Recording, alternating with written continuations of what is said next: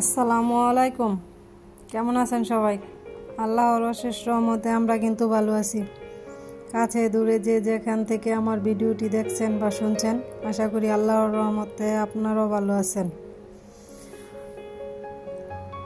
তো ভিডিওর শুরুতে একটা রিকোয়েস্ট করে রাখি, প্লিজ ভিডিওটি টেনে টেনে দেখবেন না, পুরো ভিডিওটি দেখবেন। ভিডিওর কোনো না কোনো অংশ ইনশাল্লাহ আপনার কাছে ভালো লেগে যাবে। তো আমি যে কালকে বিছানার চাদরটা তুলে নিয়েছিলাম, তো কালকে ধোয়ার মতো আর সময় পাইনি, যেহেতু মেয়েরা বাড়িতে ছিল না, ছোটো বাচ্চা নিয়ে করতে পারি না। তো আজকে মেয়ে বাড়িতে আছে, তো ভাবলাম যে আজকে ধুইয়া দিই আর কি। তো বেডশিটটা ভিজাই নিতেছি, একটু পর দিয়ে দিব।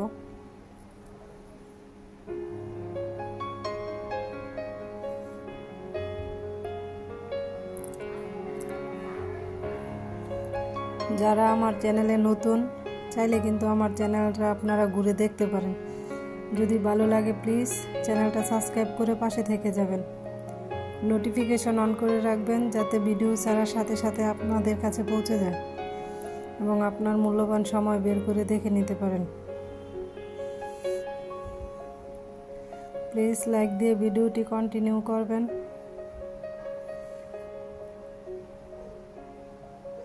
আপনার একটি লাইক আমার ভিডিওটি অসংখ্য মানুষের কাছে পৌঁছে দিতে সাহায্য করে। আর মনে করেন, নতুন করে একটি ভিডিও তৈরি করতে কিন্তু খুবই পরিশ্রম হয়। যারা এই কাজ করে তারা জানে, তাই সবাই একটি করে লাইক দিয়ে যাবেন। তো আমি কিন্তু দুপুরের রান্না করার আয়োজন করে নিতেছি।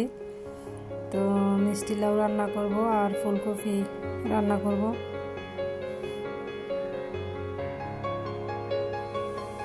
তো ফুলকপি করতে কিন্তু বেশ সময় লাগে, যে কপির ডাঁটিগুলো না সেগুলো নিতে কিন্তু অনেকটুকু সময়ের প্রয়োজন। তো অনেক সময় ধরে পয়সা কুটাকাটি করে নিলাম। এদিক দিয়ে টমেটো, ধনিয়া পাতা, কাঁচামরিচ, পেঁয়াজ কাটতে নিলাম, মাছ তরকারি সব কিছু দিয়ে নিলাম। তো এদিক দিয়ে মাছগুলো ভাজা তারপর রান্না বসাবো। যে এই জায়গায় একটা শিং মাছ দেখতেছেন, তো ভাববেন যে আবার এই একটা মাছ দিয়ে কি করব। তো আমার ছেলে তো মনে করেন 9 মাস শেষ হয়ে কয়েকদিন হয়েছে। তো ছেলের এখন পর্যন্ত আর কি মাছ বা মাংস এগুলা খাইতে দেয়নি। তো ভাবলাম যে আজকে একটা শিং মাছ ভাজা দিয়ে দেখি যদি খায় আর কি। জানি না এখনও খাইব কিনা। তো আমাদের মাছের সাথে দিয়েই ওর মাছটাও একটু ভাজা করে নিলাম।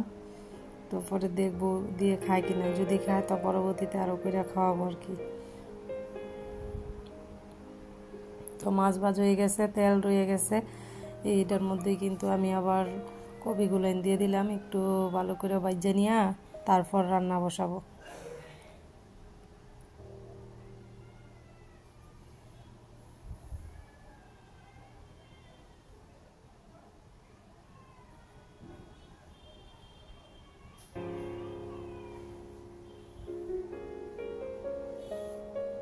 তো আমার কপিগুলো কিন্তু ভাজা হয়ে গেছে।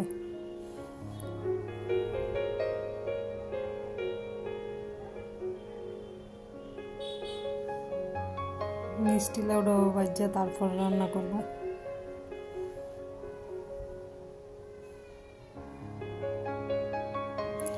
তরকারি ভাজা রান্না করলে তরকারির স্বাদটা অনেক ভালো আসে।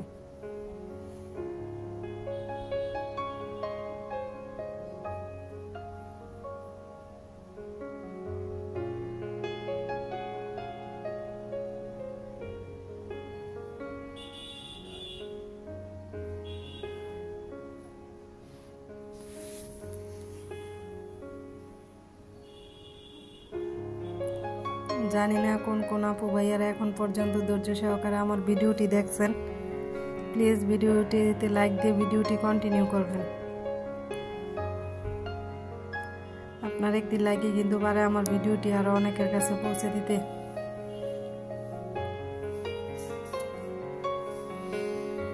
তো এটা কিন্তু আমি ফুলকপির তরকারি বসাইতেছি, তরকারি হয়ে আসছে। তো এদিক দিয়ে কাঁচামরিচ আর ধনিয়া পাতা দিয়ে দিছি, টমেটোটা আর একটু আগেই দিয়ে নিছিলাম। তো এই তো আমার রান্না বাড়া কমপ্লিট।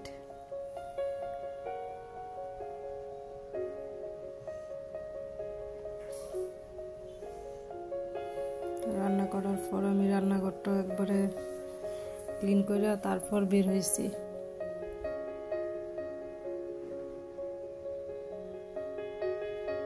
এদিক দিয়ে আবার ওই যে ছেলেরে গোসল করাবো, ওই জন্য একটু গরম পানি বসাইছি। গরম পানি মিক্স করে মা দিয়ে গোসল করাই, নয়তো আবার ঠান্ডা লাগে আর কি।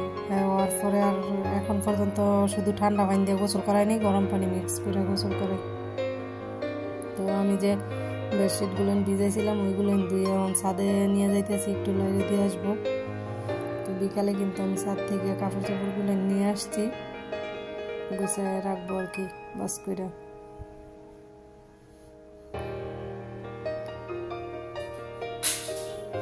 এখন শীতকাল বলে ছাদে কাপড় দিতে হয়, গরমের সময় কিন্তু বারান্দায় দিয়ে রাখলে সব কাপড় একবারে মুচমুচে হয়ে থাকে, যে পরিমাণ গরম আর রোদ্রের তাপ থাকে।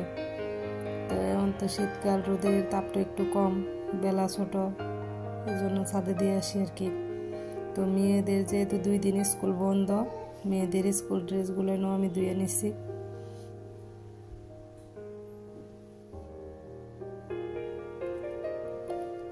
তো আমি আগেই বলছিল স্কুল বন্ধ থাকাকালীন পিঠা বানাইতে, তো আমি এদিক দিয়ে কিন্তু পিঠার জন্য আবার গুঁড়িগুলো বের করে নিছি, যেহেতু একটু বরফ বরফ হয়ে আছে, তো হাতে এটা একটু ছুটে নিতেছি আর কি। তারপর একটু পানি দিয়ে মাইখা নেব।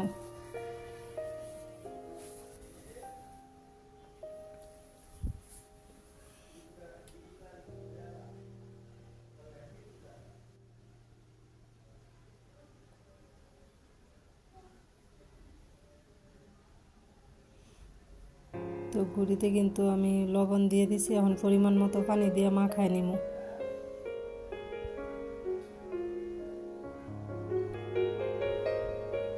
এমন পরিমাণে পানি দিতে হইব যে গুঁড়িটা মুট করলে আর কি একটু মুট হইয়া থাকবো, যা আবার হাতে ডলা দিলে মুটটা ছুটতে যাব, ডলাটা ভাঙে যাব আর কি। এরকম করে মাখায় নিতে হইব, তবে মনে হইব যে একবারে পারফেক্ট হয়েছে।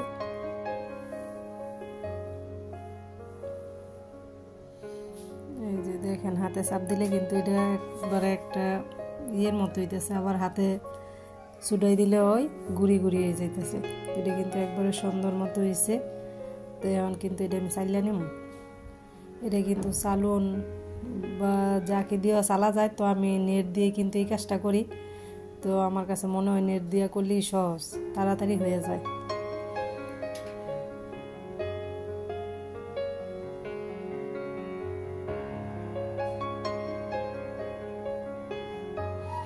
তো আমার ছোট মেয়ে কিন্তু এটা ধরে রাখছে, বলতেছে যে আম্মু তোমার সাথে আমি এটা করবো। তো বললাম যে ধরো তো।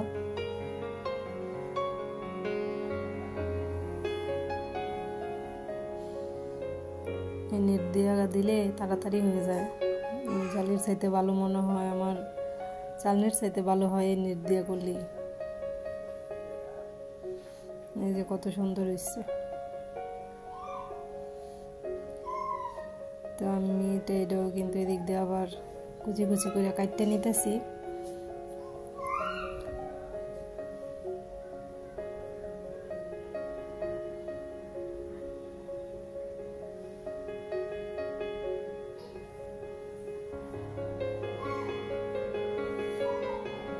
এই যে এদিক দিয়ে কিন্তু আমি একটা পিঠা বানাই নিতেছি, এটাতে কিন্তু মিঠাই দিইনি, শুধু নারকেল দিতেছি। এটা খাইব ওই যে আমার ছোটো মেয়ের আরবি পড়াইতে হুজুর আসে বাড়িতে, তো উনির আবার ডায়াবেটিস। তো ডায়াবেটিস হইলেও কিন্তু অনেক সময় মিষ্টি জিনিসও খায়, কিন্তু এখন নাকি ডায়াবেটিস বাড়ছে, মিষ্টি জিনিস খাইব না।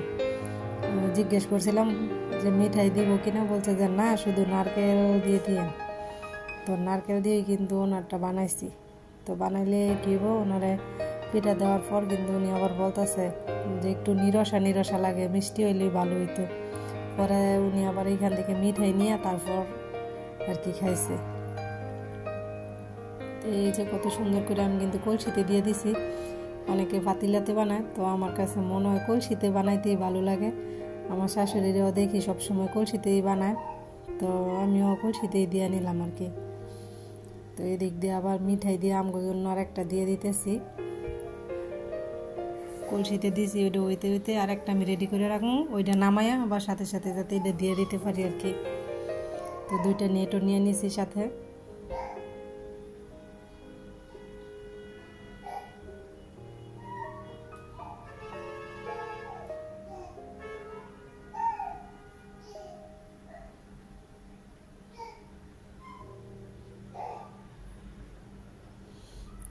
তো এই বছর শীতে এইবারই প্রথম বাবা পিঠা খাইতেছি।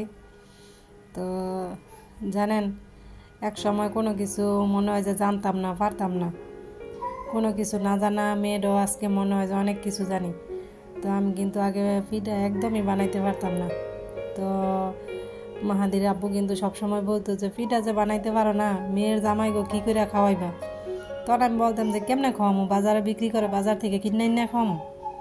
তো বলতো যে শাশুড়ির হাতের বানানো পিঠা আর বাজার থেকে কিনে আনা কি এক। তো এখন কিন্তু আলহামদুলিল্লাহ সব কিছু কাজ জানি, ইনশাল্লাহ পারি।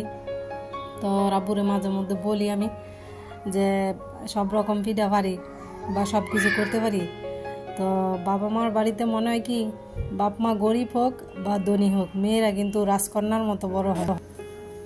তো বাপ মা ধনী হোক বা গরিব হোক, মেয়েরা কিন্তু রাজকন্যার মতো বাবার বাড়িতে বড় হয়। তো শ্বশুর বাড়িতে আসার পরে কিন্তু মানুষের বলছেন না আসল জীবন শুরু হয়। তখন থেকে কাজকর্ম শেখা বা কী রকমভাবে চলতে হইব, কী করতে হইব, সব কিছু কিন্তু মানুষ না ওই জায়গা থেকে শিখে। কারণ বাপের বাড়ির কোনো শিক্ষাই মনে হয় কি যে কাজে আসে না, শ্বশুর বাড়িতে এসে সব কিছু নতুন করে শিখতে হয়। তো আল্লাহর রহমতে এখন সব কিছু পারি। তো এই যে পাখিটা দেখতেছেন, এটা কিন্তু আমাদের বারান্দায় কাপড় লাগার যে দড়ি আছে ওই জায়গায় বসে। তো একটু ভিডিও করে নিলাম। সবাই ভালো থাকবেন, আল্লাহ হাফেজ।